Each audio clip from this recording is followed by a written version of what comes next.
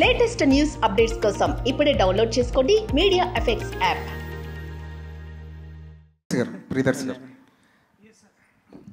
Sir actor Nani, hero Nani చూశారు మీరు దగ్గరుండి. ప్రొడ్యూసర్ నానికి, యాక్టర్ నానికి ఉన్న డిఫరెన్స్ ఏంటి? మీకు బాగా తెలిసి ఉంటుంది కదా ఈ ప్రాసెస్లో. అంటే ప్రొడ్యూసర్ నాని అప్పుడు is more like giving back to cinema, also empowering cinema.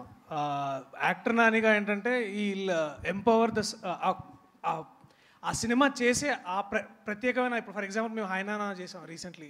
హాయ్నానాని ఎంత ముందుకు తీసుకెళ్ళాలి సబ్జెక్ట్ పరంగా, అలాగే యాక్టర్ పరంగా, అలాగే తను లీడ్ పొజిషన్లో ఉండి మిగతా యాక్టర్స్ని ఎలా ఇన్స్పైర్ చేయాలి. సో రోల్ మారిన ప్రతిసారి ఒకసారి either is giving back to cinema or he's empowering cinema, but he's the most loved child of cinema.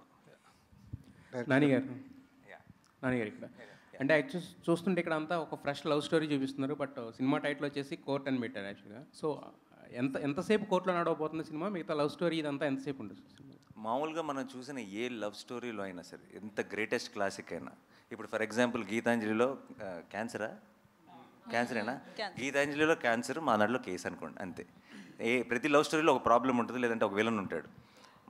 మాకు ఆ టైంని మేము కోర్టులో గడుపుతాం అంతే. But so it's a love story, but it's a beautiful love story, but with a great idea, great message and a extremely gripping drama and mind blowing performances. Court room డ్రామాస్కి అంటే hitting success formula ఏంటంటే ఎప్పుడు hard హిట్టింగ్గా ఉంటేనే stories ఎక్కువ reach అవుతాయి కదా. మనం చూసిన టెంపర్గా, వకీల్స్ ఆఫ్ ఎనీ ఆఫ్ ద చూసుకుంటే. సో మరి దీంట్లో ఎలా ఉండబోతున్నా హార్డ్ హిట్టింగ్ అనేది? అంటే ఇద్దరు మైనర్ల మధ్యన ఉన్న అంటే వాళ్ళకి ఏమైనా జరుగుతుందా, లేదా ఎలా తీసుకురాబోతున్నారు? మోర్ దెన్ హార్డ్ హిట్టింగ్ అని కానీ ఇంకోటి కానీ అలాంటి వర్డ్స్ కంటే కూడా అండి, కోర్ట్ రూమ్ డ్రామాస్కి నేను చాలా పెద్ద ఫ్యాన్. నేను నెట్ఫ్లిక్స్లో ఉన్న కోర్ట్ రూమ్ డ్రామాస్ అన్నీ చూశాను.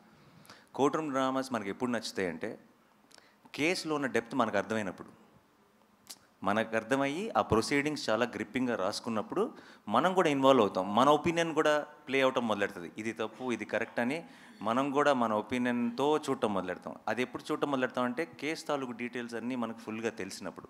మనకి పైన తెలిసింది అనుకోండి, వాళ్ళు ఏం మాట్లాడుకుంటున్నారు, ఏం జడ్జ్మెంట్ వచ్చింది అనుకుంటాం. కానీ మనకి లోతుగా తెలిసినప్పుడు దాని మీద మనకు ఒక ఒపీనియన్ ఏర్పడుతుంది. ఆ ఒపీనియన్తో మనం క్యారెక్టర్స్ కోసం రూట్ చేయడం మొదలెడతాం.